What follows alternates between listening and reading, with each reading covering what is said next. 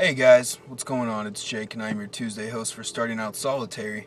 And I apologize for last week. We we suffered a loss in the family and I had a funeral to go to on top of having a little bit of a minor surgery on my leg. Everything's fine. I'm good. But, so I apologize. So, needless to say, I didn't get to celebrate Mabon, however you choose to pronounce it. And tonight we're supposed to be doing a video on altars.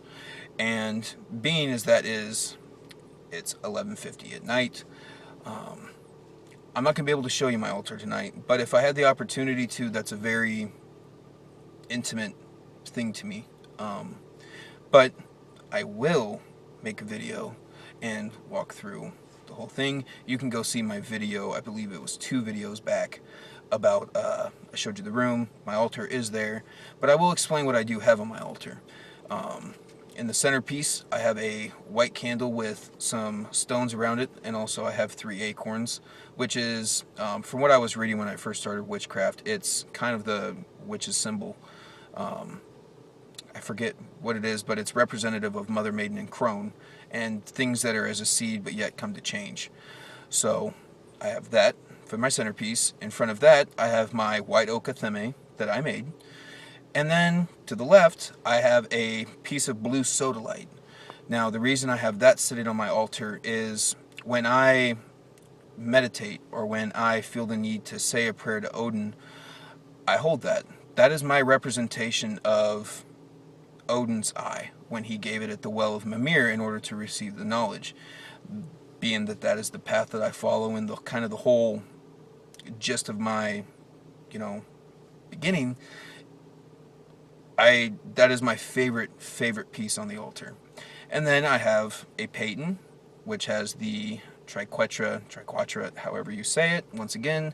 And on top of that sits my little tiny cauldron, which is literally about that big. Nothing impressive, there's nothing on it. But I do have that sitting there for when I, burn incense for a spell or something like that. To the left of that sits a scroll, that leather scroll that I showed you guys in things that we've made, for when I call the elements in the quarters. And then on the right side is where I keep my incense. So I don't necessarily have a traditional altar. Oh, one more thing. I also have a bag of runes sitting on my altar that are open, and it's a representation of the knowledge is always there for me to take should I ask for it. So I don't necessarily have a traditional altar in the witch sense, but I have an altar all the same that I do say prayers in front of and hold in reverence.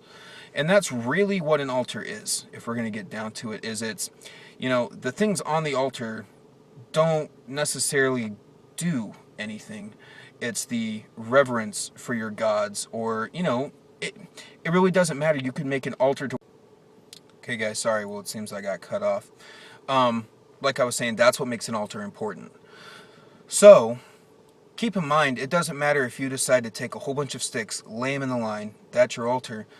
That works. Now, there is a side of thinking that if you don't have an altar, then what you're doing is kind of pointless. And yes, I have heard it put in that exact frame of thought before. So, to everybody out there, if you only have a shoebox, a dirty bath towel, and 2 pieces of clay, and you roll those up into a little figurine, but that there is your god and goddess with a white tea light, or you can even use a birthday candle. It does the same thing. It's whatever you put into it. So that's all I really have to say. I apologize for not being able to show you my altar, but as always, go ahead. If you have any comments or questions, leave those in the section below. Give us a like on our Facebook, and talk to us, send us a message. We love getting these subscriber requests for topics, seriously. I'm really excited to do the ones about stones. I'm going to be recording that tomorrow. Thank you, Tara, for that piece of advice to do that. I am going to start doing that, like I said, and I do appreciate from everybody with the collab. Thank you for sending the kind thoughts and words. I really appreciate it. It was a really hard week. So, with that being said, as always, and until next time, may Odin be with you.